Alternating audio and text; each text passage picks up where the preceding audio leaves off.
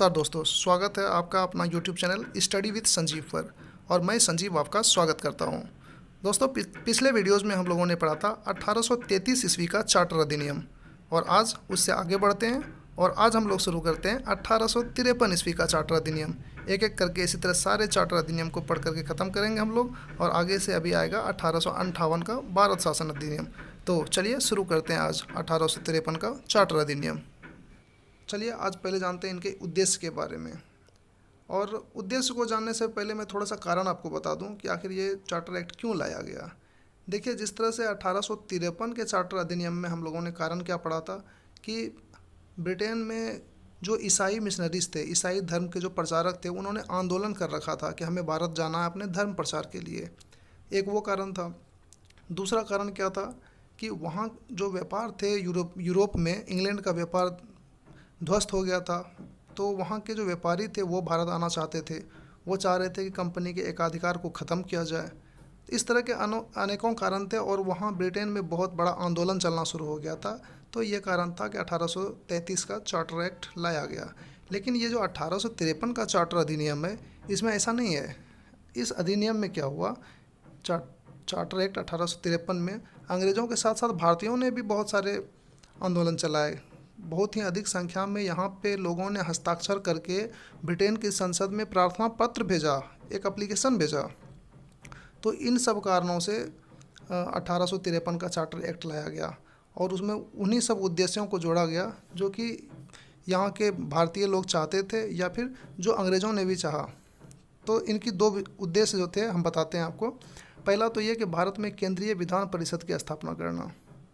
दूसरा, संचालक मंडल की शक्ति को कम करना। यह संचालक मंडल वही है जिसको इंग्लिश में कोर्ट ऑफ डायरेक्टर्स कहते थे हम लोग, ठीक है। इसे निर्देशक मंडल भी कहते हैं। चलिए, ऐसे अभी आपको ये दोनों पॉइंट उद्देश्य जो है ये समझ में नहीं आया होगा, लेकिन जब हम धीरे धीरे इनकी विशेषताओं को पढ़ेंगे नीचे चल करके तो आपको सब क्लियर हो जाएगा, ठीक है। चलिए अभी इनकी विशेषताओं को पढ़ते हैं। सबसे पहले देखिए, पहली विशेषताएँ क्या थी कि कंपनी के शासन को विस्तारित किया गया, यानी आगे बढ़ाया गया, लेकिन अवधि निश्चित नहीं की गई। इससे पहले क्या होता था, हर एक चार्टर एक्ट में आता था कंपनी के शासन को 20 वर्ष के लिए आगे बढ़ाया जाता था। फिर 20 साल पूरा होने पे फिर नया चार्टर आएगा, फिर 20 साल आगे बढ़ा देगा। लेकिन ये जो 1853 का चार्टर एक्ट आया, इसमें ऐसा नहीं है। कंपनी के शासन को आगे बढ़ाया गया, विस्तारित किया गया, लेकिन इसकी कोई अवधि तय नहीं की गई कि ये 20 वर्ष तक शासन करेगी या 5 वर्ष में ही ख़त्म हो जाएगी या 20 वर्ष से और आगे 40 वर्ष तक शासन करेगी। कोई इसकी अवधि निश्चित नहीं की गई। पहली तो ये विशेषताएं थी। दूसरी विशेषताएं क्या थी कि गवर्नर जनरल के लिए एक नई विधान परिषद का गठन किया गया। देखिए, ये बहुत ही महत्वपूर्ण बिंदु है। इसको अच्छे से हम आपको एक ग्राफ के द्वारा समझाते हैं। देखिए, इसके लिए मैंने एक ये डायग्राम भी बना रखा है। देखिए, ये गवर्नर जनरल हैं। हमने आपको सबसे पहले ही बताया था जब 1773 ईस्वी के रेगुलेटिंग एक्ट पढ़ाए थे कि गवर्नर जनरल जब बनाया गया था तो उसकी सहायता के लिए एक परिषद भी बनाई गई थी, कार्यकारिणी परिषद, जिसमें 4 सदस्य होते थे, बताए थे ना। अभी क्या कर दिया, इस एक्ट में जोड़ दिया गया कि एक विधान परिषद भी होगी और इसमें 6 सदस्य होंगे। मतलब अब गवर्नर जनरल की सहायता के लिए 2 परिषद होंगी, एक तो कार्यकारिणी परिषद, दूसरा विधान परिषद। कार्यकारिणी परिषद में 4 सदस्य, विधान परिषद में 6 सदस्य, ठीक है। तो ये दोनों के मतलब कार्य को अलग अलग कर दिया गया। पहले क्या था कि जो एक ही परिषद थी, ये कार्यकारिणी परिषद, सारा काम यही देखरेख करती थी। मतलब पूरा हेल्प जो भी करना है गवर्नर को, ये कार्यकारिणी परिषद ही करेगी। लेकिन अब क्या किया, बांट दिया गया। जो प्रशासनिक कार्य है ये कार्यकारिणी परिषद देखेगी और जो विधायी कार्य हैं इसकी देखरेख विधान परिषद करेगी। तो 2 परिषद बन गया। तो दूसरा पॉइंट यही है कि गवर्नर जनरल के लिए एक नई विधान परिषद का गठन किया गया, ठीक है। नेक्स्ट देखते हैं। अब क्या हुआ कि सिविल सेवकों की भर्ती एवं चयन, जो भी सिविल सेवक की भर्ती होगी या उसका जो चयन किया जाएगा वो खुली प्रतियोगिता परीक्षा के आधार पर किया जाएगा, ऐसा व्यवस्था किया गया। इससे पहले हम लोगों ने देखा था कि 1733 के ही चार्टर एक्ट में ये कोशिश किया गया था, लेकिन वो हो नहीं पाया क्योंकि ये जो निदेशक मंडल थे, कोर्ट ऑफ डायरेक्टर्स, उन्होंने विरोध किया, बाद में उसको ख़त्म कर दिया गया। लेकिन जब 1853 का ये चार्टर एक्ट लाया गया तो इसमें ये खुली प्रतियोगिता परीक्षा जो है ये आरंभ कर दिया गया सिविल सेवकों की भर्ती के लिए।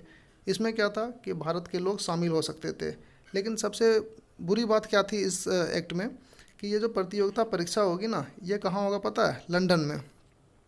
और ये लंदन कहाँ है? इंग्लैंड में। तो भारतीयों के लिए सबसे बड़ी मुसीबत इसमें यह आ गई कि पहले तो एग्ज़ाम देने के लिए लंदन जाना पड़ेगा, धन की बहुत मोटी रकम यानी खर्च होगा, और ये सब कर नहीं सकता क्योंकि गरीब हैं, जो आम तबके के लोग हैं, वो कहाँ से इतनी धनराशि जुटा पाएंगे। तो सबसे बड़ी कमी तो ये थी। दूसरी कमी ये थी कि इसमें शामिल होने के लिए इस परीक्षा में जो आयु सीमा रखी गई थी वो बहुत कम थी। इतने कम थी कि उतने कम उम्र में भारतीय उच्च शिक्षा को हासिल कर ही नहीं सकता था। तो दूसरी कमी थी। इस परीक्षा की तीसरी कमी क्या थी कि जो परीक्षा होता था ये इसका माध्यम इंग्लिश था, यानी इंग्लिश मीडियम में परीक्षाएं होती थी, और ये परीक्षा में दोनों शामिल होते थे, अंग्रेज़ भी और भारतीय लोग भी। तो आप अच्छी तरह जानते हैं कि अंग्रेज़ों का जो मातृभाषा है वो इंग्लिश है, तो उनका इंग्लिश हमारे तुलना में बहुत अच्छी हुआ करता था। तो इस मामले में भी हमारे भारतीय कई मामले में पिछड़ जाते थे। तो ये कुछ कमियां रह गई थी। नेक्स्ट, चौथा पॉइंट है कि भारतीय केंद्रीय विधान परिषद में स्थानीय प्रतिनिधित्व प्रारंभ हुआ। अब ये क्या हुआ? इसका मतलब ये हुआ कि हमने जो अभी बताया कि गवर्नर जनरल की सहायता के लिए एक नई विधान परिषद का गठन किया गया, तो इसमें 6 सदस्य थे, और उन 6 सदस्यों में से 4 सदस्य जो हैं वो स्थानीय लोग होंगे, मतलब स्थानीय प्रतिनिधित्व होंगे। जैसे मद्रास से एक, बम्बई से एक, आगरा से एक और बंगाल से एक, यानी कि हर एक प्रांत से एक एक ले लिया गया। तो 4 लोग तो लोकल हो गए जो स्थानीय प्रतिनिधित्व थे। इसलिए बताया कि केंद्रीय विधान परिषद में स्थानीय प्रतिनिधित्व का प्रारंभ हो गया। पहले ऐसा नहीं किया होता था, पहले अलग सिस्टम था। नेक्स्ट, 5वां पॉइंट है कि संचालक मंडल की शक्ति को कम करने के लिए 2 काम किया गया। मतलब कोर्ट ऑफ डायरेक्टर्स जो था, आपको बताए थे ना कि इसको भेजा गया था क्या ईस्ट इंडिया कंपनी पे नियंत्रण रखना, या फिर जो भी वहाँ अच्छा खराब राजस्व वसूलने में ईस्ट इंडिया कंपनी की कार्रवाई होती है उसके बारे में रिपोर्ट इकट्ठा करके ब्रिटिश संसद को भेजना। लेकिन ये संचालक मंडल ने उल्टा काम किया। ये ईस्ट इंडिया कंपनी के साथ मिल करके उसके साथ जिस तरह चाहा ईस्ट इंडिया कंपनी उसी तरह का रिपोर्ट बना के ये ब्रिटेन की संसद को भेजता था, और ये ब्रिटेन सरकार को पता चला। तो ब्रिटेन सरकार ने क्या किया, इनकी शक्ति को कम करने के लिए 2 बड़े ही महत्वपूर्ण कदम उठाए। पहला तो ये कि संचालक मंडल में 24 सदस्य होते थे, इसको घटा दिया और 18 कर दिया। ठीक है, और इसमें भी इन 18 में से 6 जो होते थे उनको कौन चुनते थे? उनमें से ये 6 जो थे इंग्लैंड के सम्राट के द्वारा, यानी इंग्लैंड सरकार जो होती थी वो नियुक्त करता था। दूसरा पॉइंट क्या था कि कोरम की पूर्ति 18 था पहले, उसको घटा करके 10 कर दिया। अब ये कोरम की पूर्ति क्या होती है, चलिए इसको बताते हैं। मतलब जो भी टोटल सदस्य थे, जैसे 24 थे पहले, तो ये बैठक तब होगी जबकि टोटल 18 आदमी पूरे होंगे, यानी 18 सदस्य, इसी को बोलते हैं कोरम। इससे कम यानी 17 सदस्य भी पूरे होंगे तो बैठक नहीं होगा। उसके बाद क्या किया, इसको घटा के 10 कर दिया गया, यानी अब 10 सदस्य भी यदि इकट्ठे हो जाते हैं तो बैठक किया जा सकता है संचालक मंडल का। चलिए नेक्स्ट पॉइंट देखते हैं। 6वां पॉइंट ये था कि उच्च सैनिक पदाधिकारी जो होते थे, मतलब सैनिकों में सबसे बड़ा पदाधिकारी जो होता था, उनकी नियुक्ति का अधिकार जो था वो निदेशक मंडल से छीन लिया गया। पहले निदेशक मंडल करते थे, उनसे ये अधिकार छीन लिया गया और ये दे दिया गया किसको? नियंत्रण बोर्ड को। ठीक है, मैंने वही लिखा है, निदेशक मंडल से ये अधिकार छीन लिया गया और ये नियंत्रण बोर्ड को अधिकार दे दिया गया। ठीक है, तो इस तरह से हम लोगों ने आज 1853 ईस्वी के चार्टर अधिनियम को पढ़ा। ठीक है, अभी अगले अध्याय में हम लोग पढ़ेंगे, अगले वीडियोज़ में 1858 ईस्वी का भारत शासन अधिनियम। ठीक है, अभी ये आज जो पढ़े हम लोग, ये चार्टर अधिनियम लास्ट है। ठीक है, 20-20 वर्ष के लिए बढ़ता था, अभी ये ख़त्म हो जाएगा और अगले अध्याय में हम लोग पढ़ेंगे 1858 ईस्वी का भारत शासन अधिनियम।